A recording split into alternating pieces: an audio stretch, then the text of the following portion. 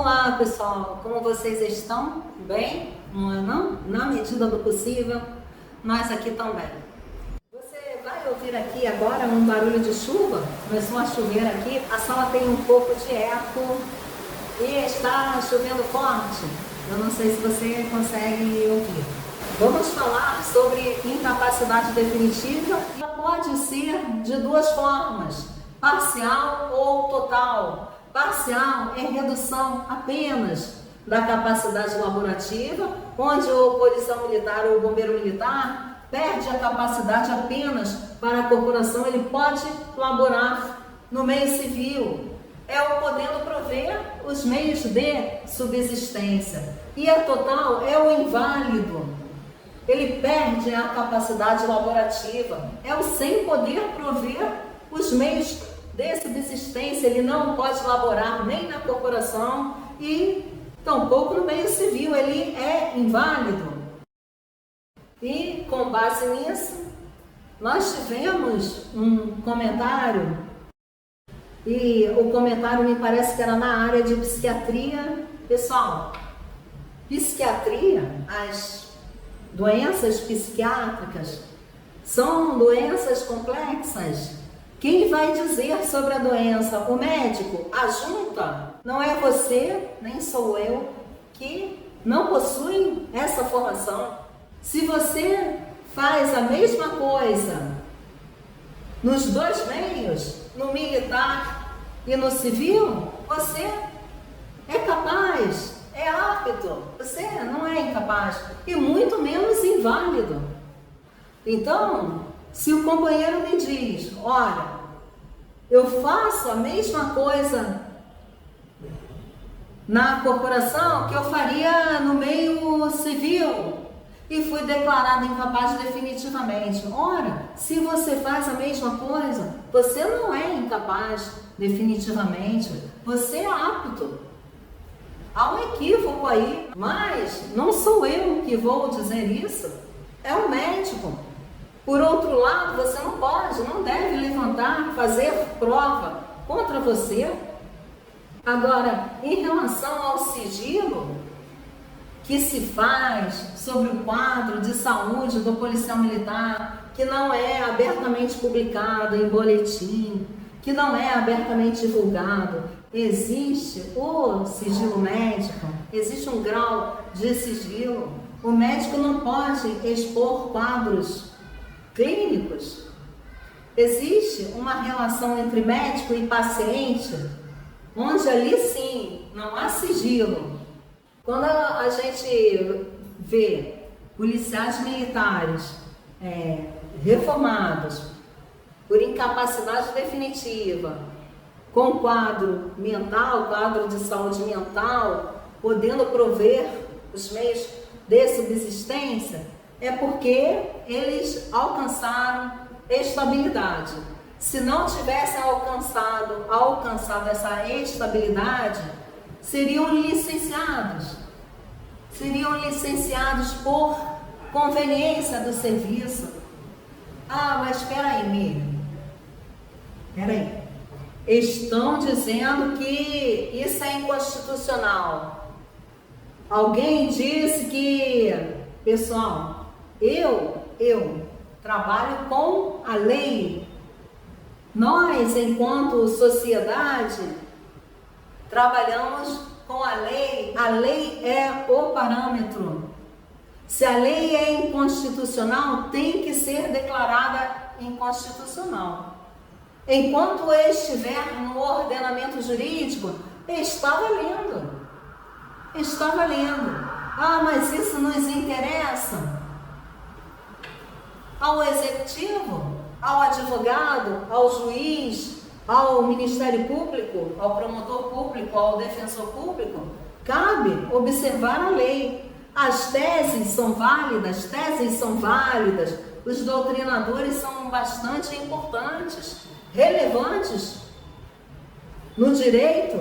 O direito, pessoal, ele resolve conflitos, mas essa resolução parte, primeiro, ela tem como base primeiramente a lei. Se a lei permanece no ordenamento jurídico vigindo é a lei. Então, pessoal, essa questão do inválido e não inválido, não pode prover os meios, pode prover os meios. É incapaz parcial, é incapaz total. Quem vai dizer isso? É o médico? É a junta médica? Não brigue, pessoal, um conselho. Não brigue você com a junta médica. Com a junta. Não brigue você com a junta de inspeção de saúde. Por quê, Miriam? Porque não há. Por quê? Não há necessidade. Não brigue. Quem pode afastar aquele parecer, o parecer inicial da junta de inspeção? Quem pode afastar? Uma outra junta. Quem pode afastar um parecer médico? Um outro médico. Quem pode afastar o parecer de ata de inspeção publicado em boletim da corporação? Quem pode afastar? No judiciário, um perito médico nomeado pelo juiz da causa, perito de confiança, é ele, pessoal. Não brigue, você não precisa brigar com quem quer que seja, especialmente com o médico que diverte do que você entende sobre o seu corpo, sobre a sua saúde. Você tem que buscar um outro médico. Mas eu já fui na junta, já fui no outro médico, já fui no judiciário, e é isso. Eu não sou inválido. Você não é inválido, e aí? O que você vai fazer? Vou denunciar. Até na denúncia, se for o caso, um parecer, um laudo tem que estar na denúncia. Você vai denunciar sem nenhuma fundamentação? Não existe fundamento para aquilo? Vai falar por falar? Sem prova? Então, pessoal, veja, o direito ele trabalha com muitas fontes. A primeira fonte do direito é a lei, pessoal, a lei. A segunda fonte é a jurisprudência. É com essa que eu trabalho. O que é que o judiciário pensa sobre determinado tema, determinada matéria? A jurisprudência é o direito em ação, o direito vivo ali é o pensamento do magistrado, do juiz, do desembargador, do ministro. A doutrina é de enorme relevância, obviamente. A terceira é a doutrina. E eu paro por aqui. Nesse nosso livro de acidente em serviço, decreto 544, nós colocamos bastante jurisprudência para que você veja o que é que o judiciário pensa sobre esse tema. Num acidente de trajeto, qual é o entendimento que ele tem? No caso dos policiais de folga, será que eles concedem em caso de negativa no âmbito administrativo? Será que o judiciário está concedendo o acidente como caracterizado em serviço? Está, melhor, reconhecendo como um acidente em serviço, ato de serviço, quando o policial está de folga? Você sabe que o decreto não é destinado para nós, veteranos inativos, e sim para o policial militar ativo. Então, é preciso conhecer. Há pouco tempo eu ouvia numa rádio um coronel bastante conhecido, ele falava sobre a morte de um outro oficial. O oficial morreu, foi assassinado, então, em função de uma briga com um indivíduo, uma pessoa, o agressor dele, e a gente não sabia ao certo qual era a situação. O oficial que faleceu, veio a falecer, era inativo. Então, o coronel que participa de um programa, ele dizia que o decreto poderia ser revisto e destinado também ao policial militar veterano. O que eu concordo totalmente, porque o policial militar morre policial militar.